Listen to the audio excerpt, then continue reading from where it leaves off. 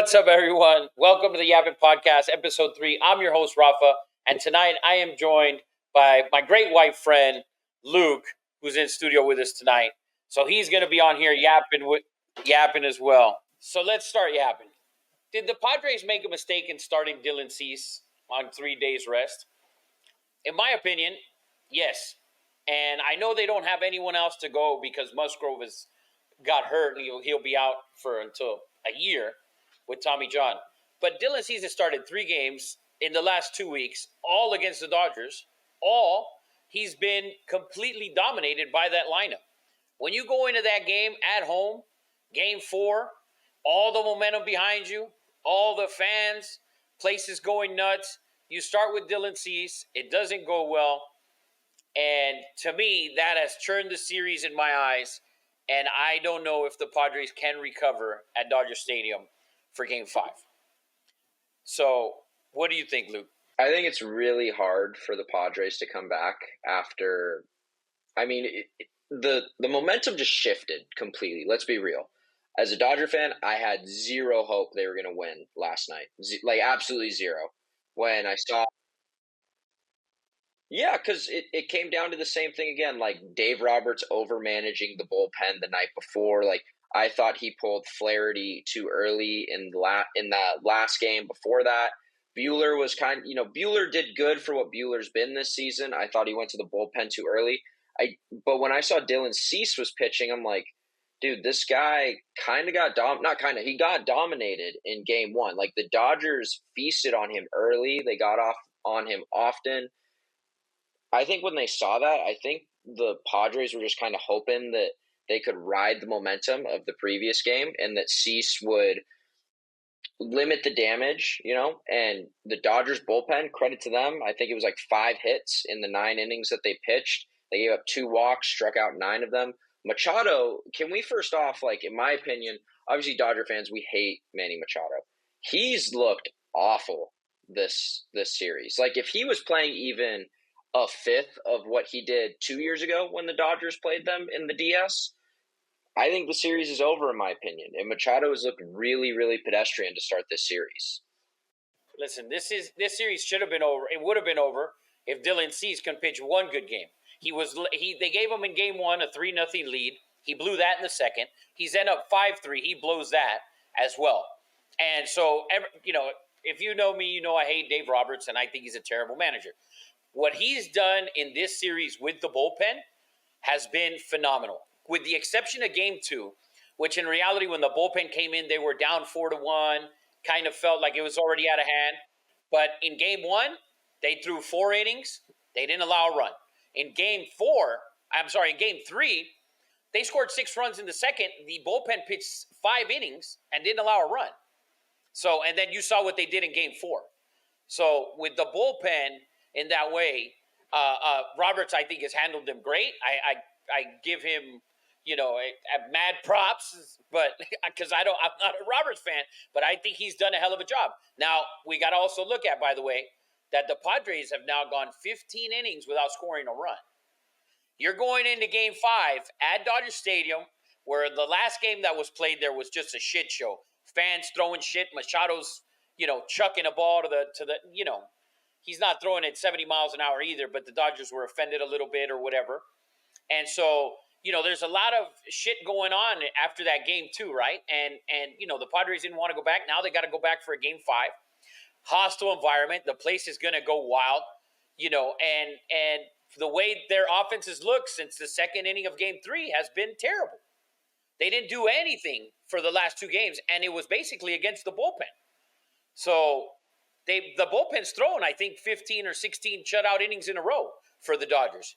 And then, how many guys have they used? 8, 9 out of that bullpen. So it's all going to come down to Yamamoto being able to give them 4 innings, I believe. If he can give them right, it looks like it's going to be Darvish. The Padres don't have anyone else. King can't really start. King can come in the game. You're not really relying on King. You're hoping, if you're the Padres, you're hoping Darvish can give you 6 or 7, right? Even get you to 6, and you're hoping that offense can get to Yamamoto. The offense, like I said, they've struggled in the last game and a half, or more than a game and a half, game and 2/3, 15 innings without a run. So The bullpen is, I think the Dodgers, if you're Dave Roberts, you have to have a ton of confidence right now. Mookie Betts is hitting the ball the last 2 games, which is a shock. You have the best player on the planet, and your bullpen has been lights out for the most part in this series. Games 1, 3, and 4, they were lights out. So game 2, like I said, it's the only problem that they had. So I think if you're the Dodgers, you have to be like, listen, now this is our game right here. And if you're the Padres, fuck, your asshole's got to be tight.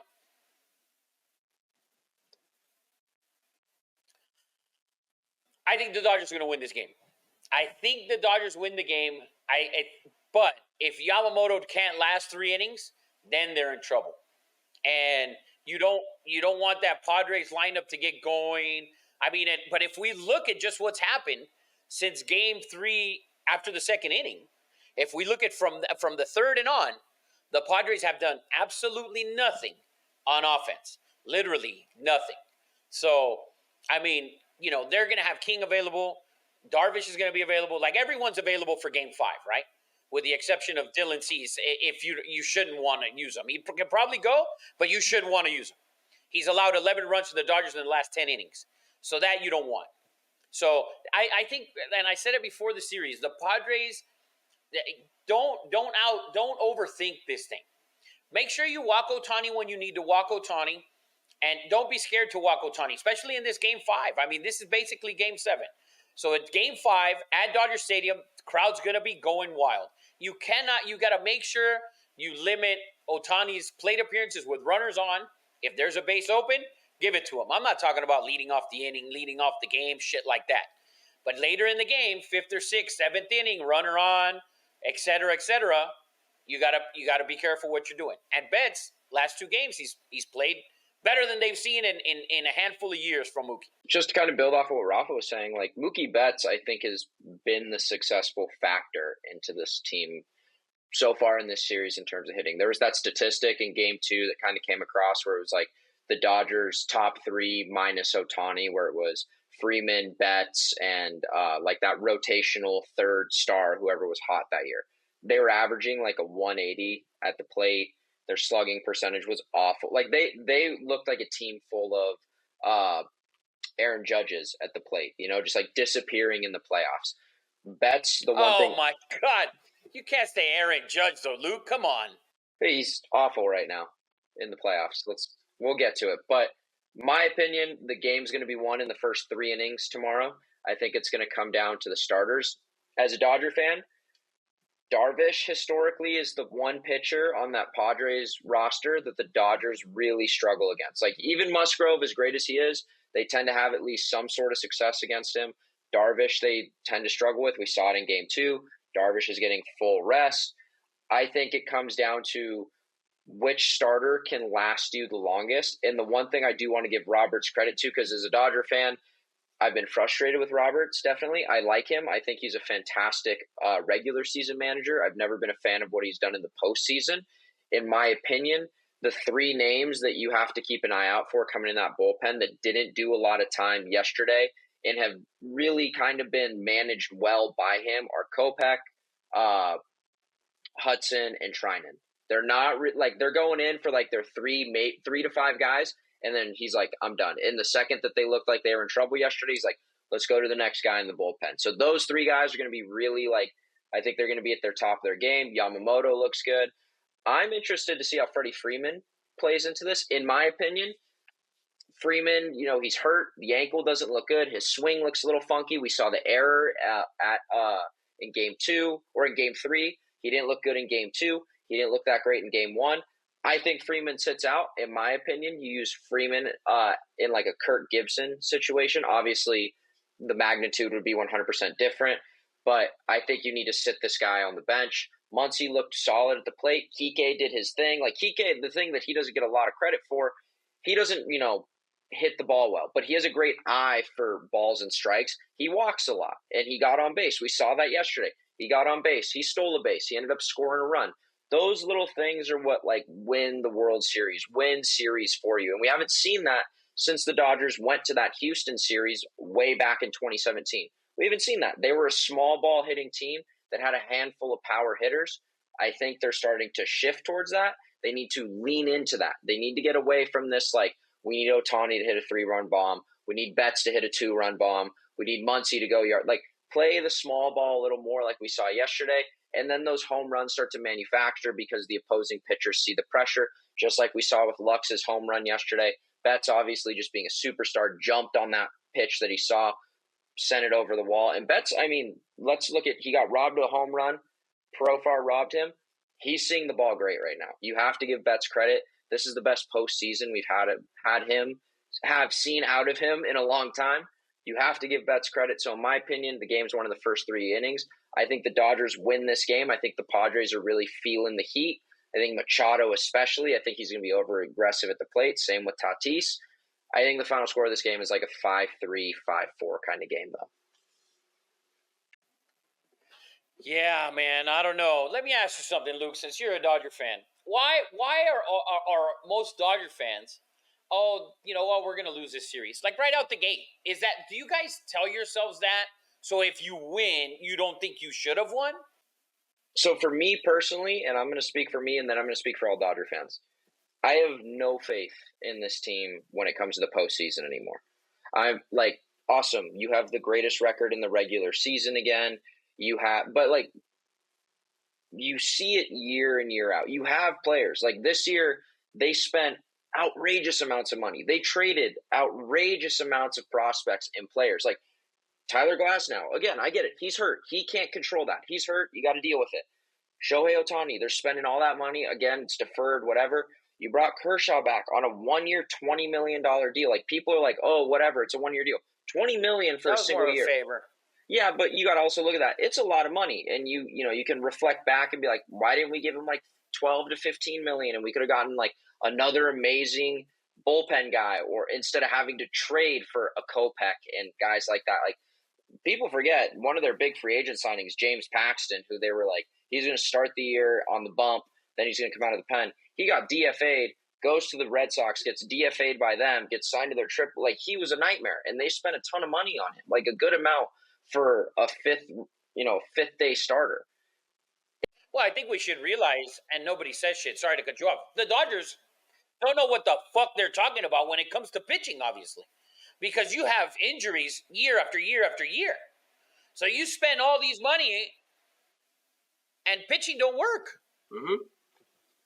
I think it comes down to, in the best quote I heard, baseball, and John Smoltz said it today on an interview, baseball is going to see a transition period within the next 3 years here. And unfortunately for teams like the Dodgers, the Red Sox, the Yankees, some of these other great pitching teams, the Rangers, who didn't even make the playoffs, finesse pitching has gotten away from the game. These kids in the minor league system are being taught, we need to throw 100 miles an hour, like average that. And now you're seeing guys like Tommy John. I remember growing up, when you heard Tommy John, you're like, dude, this. Oh, fuck. Over. He's done. He's done. Now you hear Tommy John, you're like, dude, talk to me after he's had the second one. That's not a good thing. Yeah, people are doing it in high school, man. It's not a good thing. I mean, we knew guys in high school, CJ and I did, that were getting Tommy John surgery. It's not a good thing. And I think we need to get back to those finesse pitchers. Like, dude, I used to get so pumped when Rich Hill would come out on the mound throwing 92 miles an hour. But he's just painting corners. He's throwing these ridiculous breaking balls. In my opinion, though, for all of Dodger Nation, why they're saying it, I think it's more of this, like, they're just used to losing early. They're used to all the preseason hype. I mean, people forget, Roberts last season guaranteed a World Series title. He went on the Dan Patrick show on a phone call, and CJ, if you could find that clip somewhere and plug it in right here, he gets asked, what is going to happen this season? He goes, we're winning the World Series. Exact words. He goes, we're going to win the World Series. They lost. Was that before this season? No, this was last season. Last season. They lost in 4 games. He goes on right before Ohtani. Yeah, to a division rival. He goes on right before the 50-50 for Ohtani, and Dan asked him again, you've guaranteed World Series on here. He's just like, this is a good ball club, but the reason why I think this ball club will be successful is because they've all overcome a ton. And this does feel like a little bit of a different Dodger team, in my opinion, because you don't have like 4-star starting pitchers to rely on. You have to. You're seeing now when was the last time they had 4-star like starting 3 to pitchers 4. to rely on? You got to think about it. When? Like Kershaw, Bueller, Dustin May, Tony Gonsolin. I'm not saying Dustin May's never been a superstar. no, I'm not saying Gonsolin's superstar. never been I'm a saying superstar. I'm saying like star consistent pitchers. They're Dustin not May, even star anything. You Tony just Gonsolin threw stars out there. Tony Gonsolin finished second in the Cy Young voting a couple years ago. Oh my God! Yeah, that was by default or accident or something. That's what I'm saying though. Like they've gotten away. Like you ask the casual Dodger fan, how many of these pitchers are they going to name? Yeah, like none. They can't name none. They still think fucking Kirk Gibson's out there. And that's what I'm saying. Mike Scioscia's the catcher. And that's what I'm saying. I think at the plate, this team feels the pressure. They're being aggressive but smart in their swings. They're not hacking as much. Muncy kind of looks like, not to the extent he was, but Muncy from 4 to 5 years ago, where he had the highest walk percentage because he's not getting he's not ripping and trying to go yard all the time. It's the little small ball things. That's why I think this team wins. In terms of your question, to get all the way back to it, why Dodger fans continue to tell themselves like why they're going to lose in the first round, I think it's exactly what you said. You set low expectations, and it's hard to lose those expectations. But if you exceed those expectations, if they win, they could go out and if they win, we're winning the whole. They turn into Cowboys fans. They like they can go out and loot. They can go out and loot all the 7-Elevens in downtown LA. So and now to move on, we were on the Dodgers, and I want to kind of just keep it right around there. So the Mets, we saw them beat the Phillies yesterday. They won that series 3-1. Francisco Lindor hits a home run, a grand slam. And now we have all the Met fans on social media, and they're just, Lindor's the MVP and blah, blah, blah. Like, listen, Mets fans, so you guys understand. Number one, Lindor had a phenomenal year. Great. Is it even one of the 100 greatest seasons ever? Probably not. Okay? Another thing is that the playoffs, the MVP race ends the last game of the season. And Ohtani, if he is not voted the unanimous National League MVP, it would be a robbery. The man is top 6 in every offensive category, and he's mostly 1, 2, or 3 in all of them. He's only 6th in doubles. He's 2nd in triples. He's 2nd in stolen bases. He's number 1 in on-base percentage. Number 1 in OPS. Number 1 in slugging. Number 1 in home runs. Number 1 in RBIs. I mean, it's a ridiculous season. He's, in my opinion, is the second best season we've ever seen, and 50-50 is the single best accomplishment in a regular season, I think, ever. Besides, maybe Joe DiMaggio's 56-game hit streak, but as far as a total season, we're talking about 15 offensive categories, and he's top 6 in 14. The only one he's not top 6 in is strikeouts. Luckily, he is 15th though, but he's at least not tops there. I mean, the man. He's 2nd in walks. I mean, it's been a phenomenal season when you sit back and you look at it, and people will remember it. Dodger fans and everyone who watched him play, you're going to sit back and say, wow, what an amazing season this man had. And we didn't, for most people, and trust me, I have one in my household who didn't appreciate it. And if you don't appreciate it, it's going to happen like LeBron James. It's just going to pass you by, and that's it. And you're never going to, you need to appreciate what that man did this year. Now, next year's a whole new thing because he's going to pitch. We're not going to see that stacked of stats. He'll still be fucking in the running for MVP. He'll still probably hit 40 home runs. But I don't know if he's going to be able to hit 310. By the way, like, people don't understand, that man had 197 hits. Luis Arias, who's won 3 straight batting titles in both leagues, by the way, he had 200. He won the batting title again this year. He had 200 hits. Ohtani was 3 hits behind him. Ohtani hit 310. He hit 314. He led in home runs. He led in RBIs. He's literally that little bad stretch I think he had, which was, I think, in the middle of June, where his average got down to like 290. Maybe it was May, where he was like 292, 290. If he doesn't have that bad little stretch there and he just kind of stays the way he was in June or mid-June and on, he wins a batting title easy. So and I understand Lindor plays defense, and yes, I'm an advocate. Yeah, that DH should have. This DH was something we had never seen before. I mean, just take Edgar Martinez, Big Poppy, put them into one, and then multiply that by 100. That's what that man did. And so he should be unanimous MVP of the National League. It shouldn't even be close. Lindor shouldn't get one first place vote. And if you give one first place vote to Lindor, or if there's 5 riders who vote on this from New York and they give them all first place votes, you're full of shit. And it's total I bullshit. can't say much better than that. I think, God, just watching the Mets has been so fun. It's been so fun. It's been a fun playoff to watch with them. Even going to game 163, that doubleheader that they had to do. It's just been fun. They do feel like the team of destiny, but I'm 100% with you. I don't know this arrogance that like Dodger fans are kind of walking around to, kind of circle back to the Ohtani take you just had. Like, yeah, what else you got? Dude, this will probably never happen, at least in most people's lifetimes. Like, it's going to take a very, very, very, like, the unicorn of unicorns to even come close to this.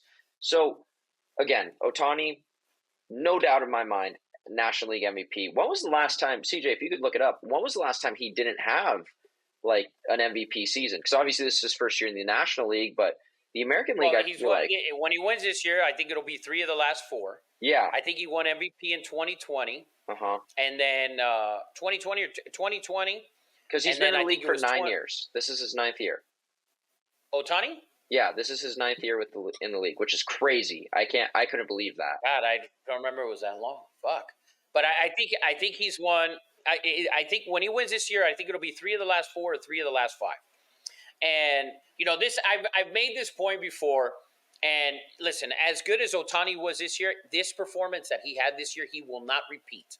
If he pitches next year, he will not be able to repeat it. And I said this because when we look at his history, he's never had more than 20. I think it's 27 stolen bases, if I believe, if I remember correctly. And so in his time in the league, he's only stolen over 20 twice, which I think he had 20 and 27 or 20 and 26, something like that. So the 40 home runs, the 50 home runs, that can be there. But to see 50 plus stolen bases, 50 plus home runs, there's only one guy, in my opinion, we can see him do that in the league right now, and that's Ronald Acuna. Last year he had 41 and he stole 73. Can he get to 50? But he's been hurt, and he's hurt again this year. So it'll be a tougher climb for him to get up there. But if we're looking at the entire league, there's only one guy that can maybe do it, and it would be Ronald Acuna. And that's not even like, oh yeah, no, he can for sure do it. Well, no, he can maybe do it, and we got to see how he comes back from these injuries, and to see what it looks like. Last year he had a phenomenal year, 41, 73. He was NL MVP. And so that's the one guy that you could say, oh, maybe he can do it. I don't see Aaron Judge ever doing it. He doesn't run enough, not even close. So what we saw this year has been phenomenal. He should be rewarded with a unanimous MVP. And he probably doesn't give a fuck. He's like, I just want to win a World Series. But you should appreciate what Shohei Ohtani has done for the entire league, for the entire MLB, not just for the Dodgers, for the entire MLB. And I hope it doesn't go by. I hope it doesn't go by, without any real acknowledgement from certain fans, because fans just kind of just like, oh yeah, whatever. Lindor hit 284, and we should put him in the fucking MVP. Like, no. So it'd be like, to make a comparison, it'd be like football. Like the best quarterback always wins the MVP. The best hitter would win MVP. That's Ohtani far and away. But then offensive player of the year, you got to give it to Lindor, in my opinion, which is just a fancy way of saying you came in second place to the MVP. Yeah, but in baseball, there is no offensive player of the year. No, that's what I'm saying. I'm saying, like, if you had to make a comparison. So if we took the NFL equivalents. Well, since you brought up the NFL, should we jump into a little bit of the NFL? We just finished Thursday Night Football.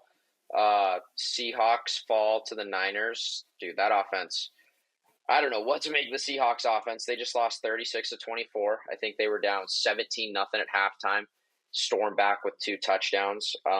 We have it in here.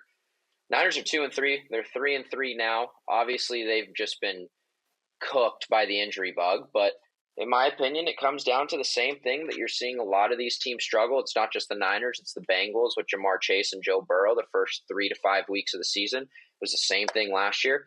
Players holding out, not going to training camp, not at least participating in preseason activities is starting to hurt these teams. Look at the Niners. It's starting to hurt them. And as much as it pains me to say it, what team do you almost never hear players holding out? Yeah, they had a lot of off the field issues this season, but it was nothing. They always do.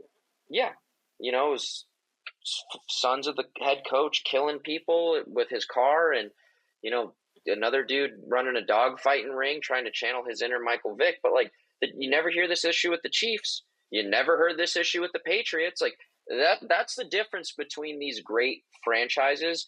And then there's the really good franchises, which I think the Niners are a really good franchise. They're not a great franchise. The Patriots were a great franchise. The Chiefs, a great franchise. To speak on last year, Chris Jones held out until after week 1. They lost that game to the Lions. He came right in, and he was fine. And he was fine. So the thing is, the teams you named, you named the Bengals, Zach Taylor. You named Kyle Shanahan with the Niners. And I'm going to be on the complete opposite end of this shit. And people are going to hate me and say I'm a fucking idiot and blah, blah, blah. And I could give a flying fuck about. For me, these offensive-minded coaches, Kyle Shanahan, McVay, Zach Taylor, I think they get points in stretches where they fade. There's something that doesn't click for the offense at certain points in the game. Like maybe they get too arrogant. Maybe they think they're too smart. I don't understand. There's some sort of, and we've seen it with McVay now twice. You're going to tell me Jared Goff leaving the Rams, okay, was he a bad quarterback? Because we now see him go to Detroit, and now he's a max contract quarterback, basically. 200. He's an absolute stud. At the beginning, he was great. He did what they put up a shit ton of points, 50 points, 40 points, whatever the fuck it was. 30 plus points every other week.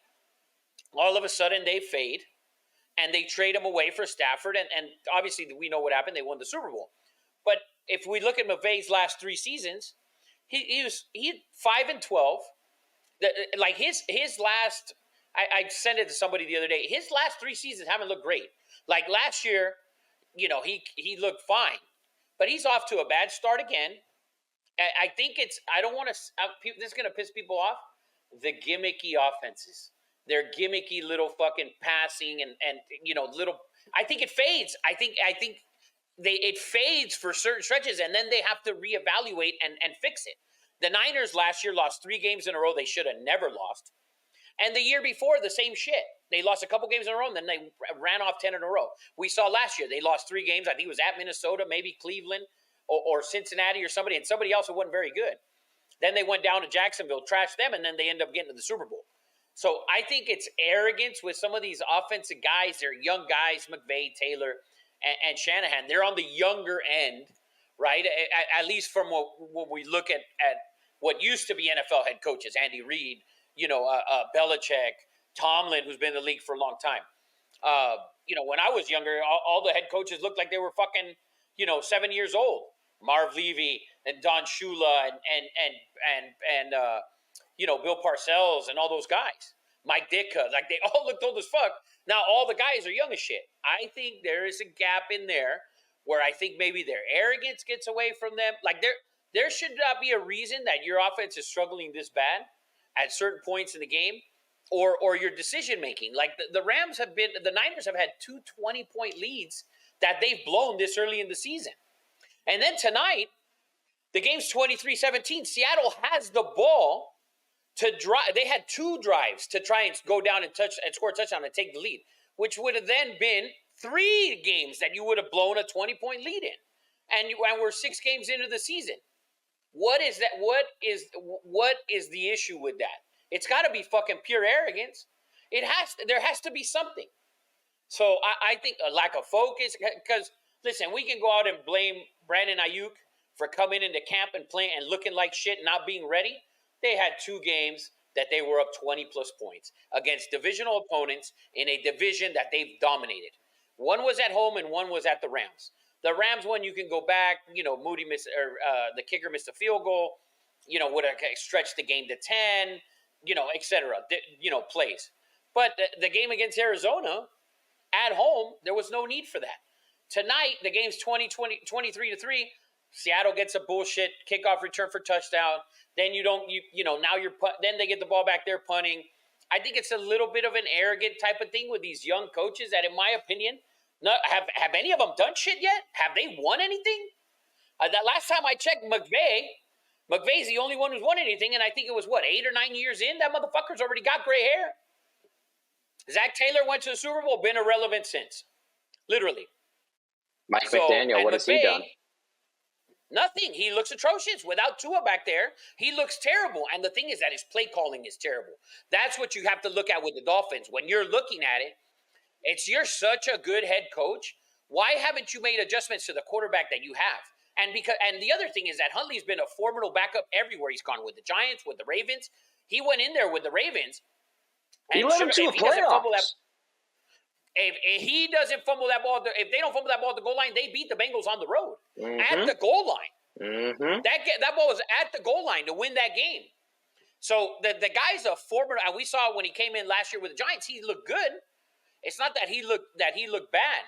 So he's a formidable backup, a guy who can play a little bit, and Mike McDaniels hasn't taken advantage of that.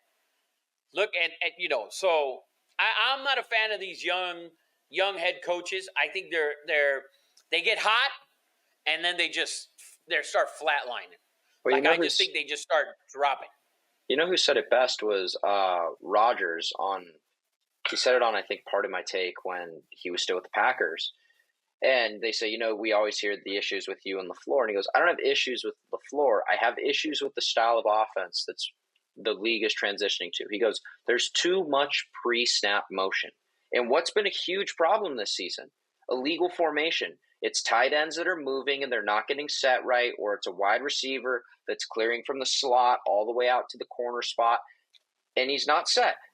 There's too much pre-snap motion. I get it. They're trying to figure out ways, and there's one player that, in my opinion, that pre-snap motion works for. That's Tyreek Hill, and that's with Tua in the backfield, because Mike McDaniel saw a flaw in the rule and basically was like, if we can put him in pre-snap motion where he really isn't stopping, it's like the CFL rule where you get one player that gets to take off before the snap. And it worked for Tyreek Hill the last 2 years. How many times did it seem like he just cooked a guy off the line and Tua's hitting him for an 80-yard bomb down the line when really it's like a 25-yard pass and Tyreek does the rest? Players need to get away from this. Coaches have to get away from that. Yeah. I think it's too gimmicky. I think all these young minds that come in, they got that Madden fucking, that Madden bullshit. I think it's a way gimmick. And dude, I don't play Madden. I talk to guys who play Madden all the time. These guys think they can coach in the NFL. So imagine that shit. I've been there. So it's like, I thought I could fix the Steelers. There you go. But no chance. But these these offenses, these young guys, I think they're too gimmicky. I really do. And they have lapses in their offense where just like, all right, if this guy's so good, why isn't the offense looking like this? And now, everybody wants to blame Purdy. Oh yeah, he's he really is Mr. Irrelevant. Fine. And so he's only thrown 6 touchdown passes before tonight. He's had 4 interceptions. But and for the most part, the team's they've had 2 20-point leads blown. Was that his fault?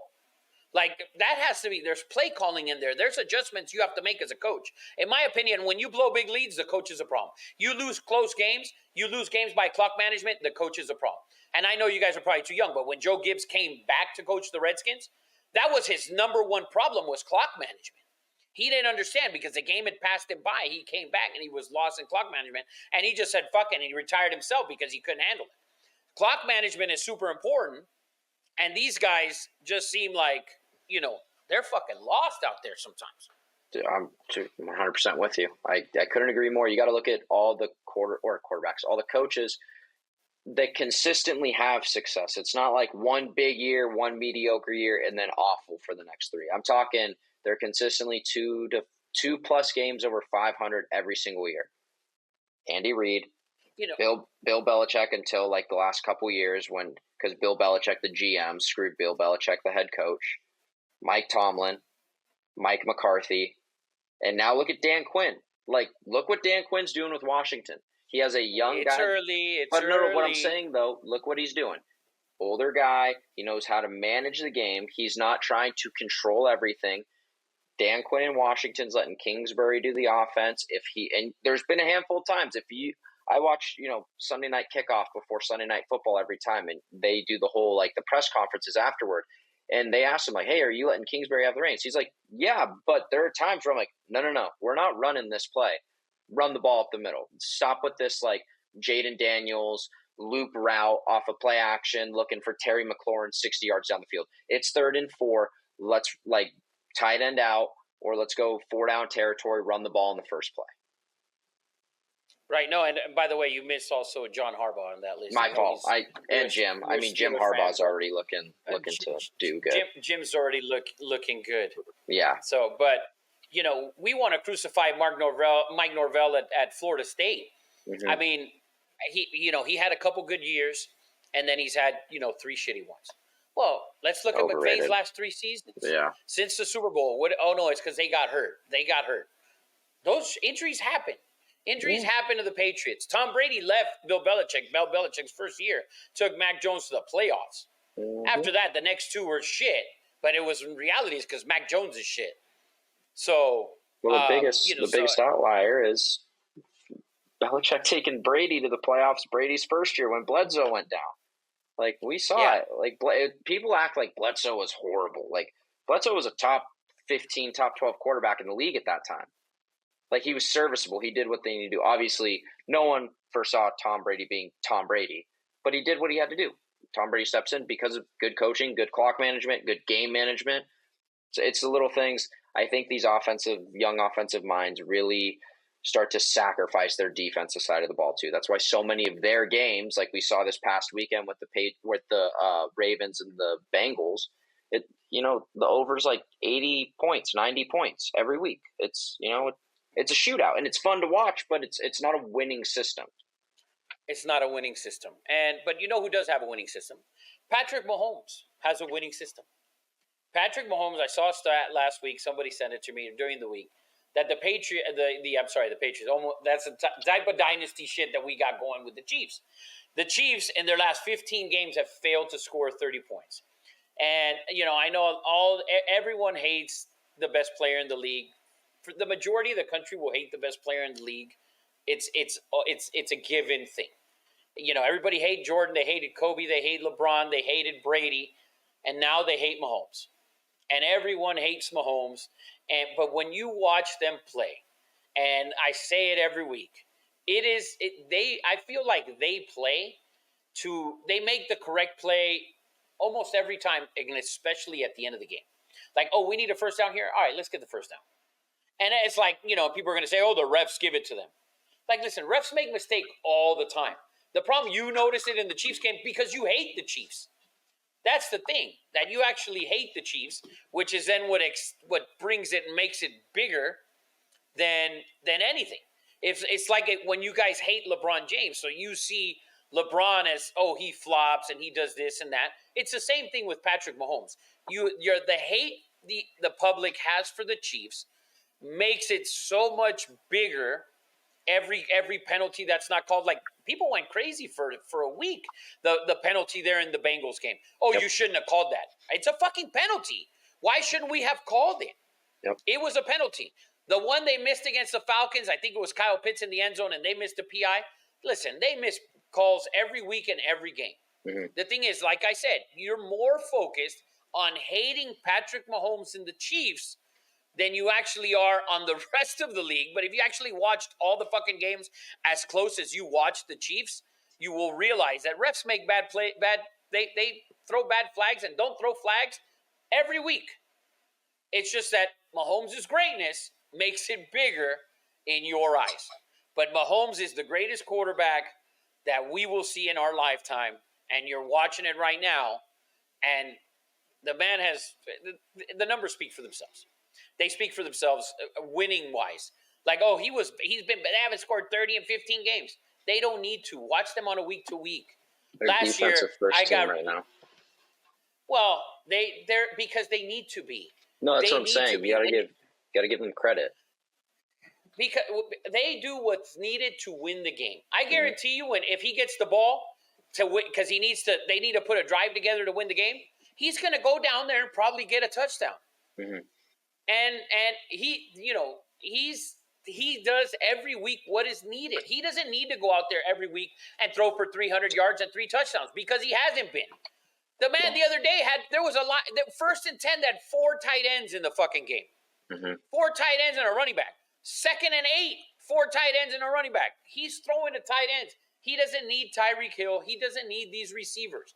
If he had them, great. He is that great that he's won the last 2 Super Bowls without a receiver worthwhile. Yeah, literally. Yeah. So why do people love to hate Patrick Mahomes? Is it his greatness or what is it? I think it's just human nature. No one likes to see someone succeed. You're going to have haters no matter what. And it's not the, flashiest answer I can give, but I think it's definitely an answer of practicality.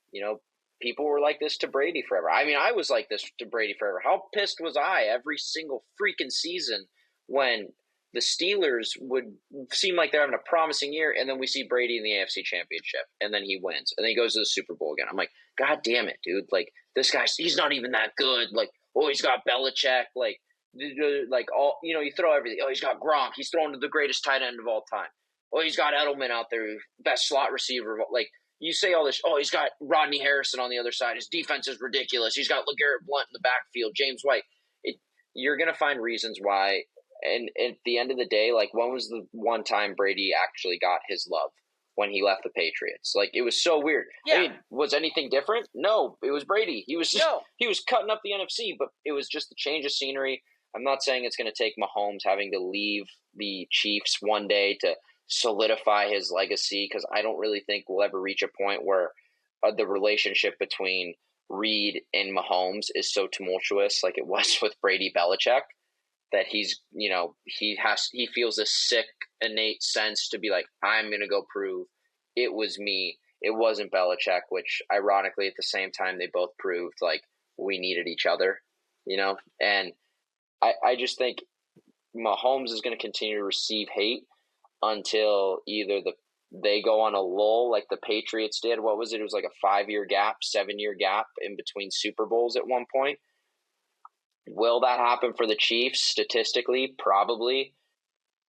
But I think the league is in such a pivotal point right now with these quarterbacks and the next line. Like, can you really tell me outside of 10 of these jobs, these quarterbacks are safe?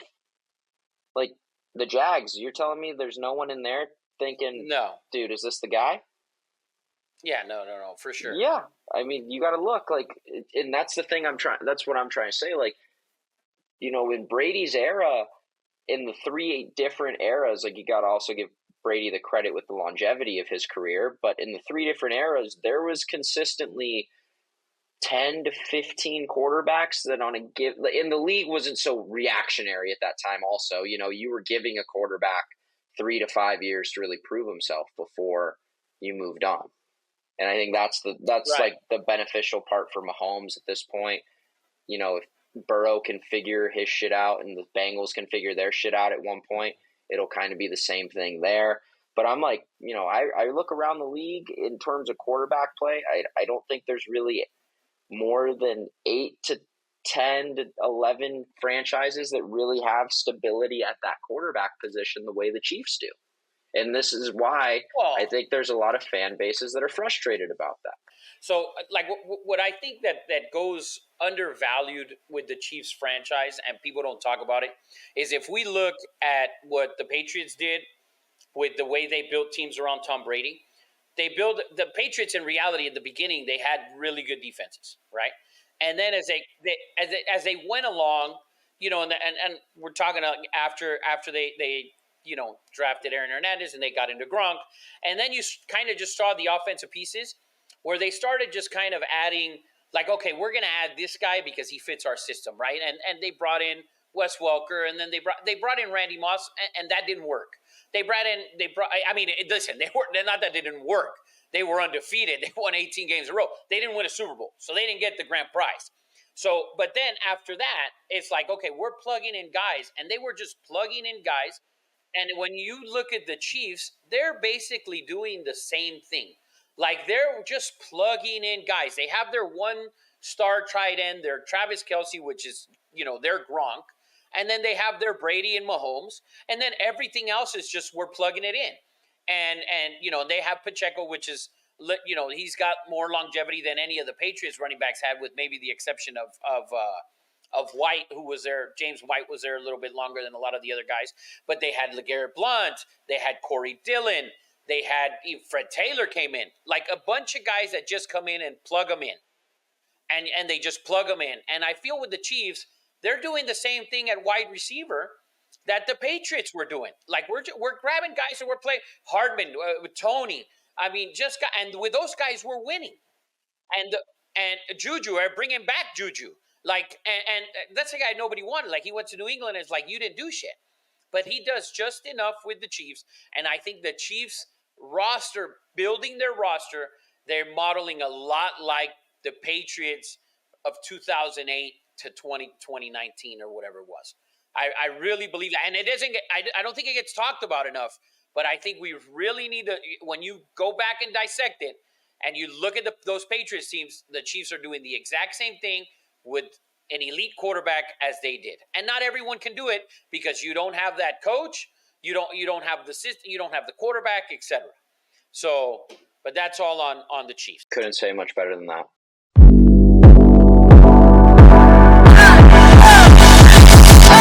If you like our content, please make sure you subscribe on YouTube. Check us out on all our social platforms and anywhere you can find your podcasts.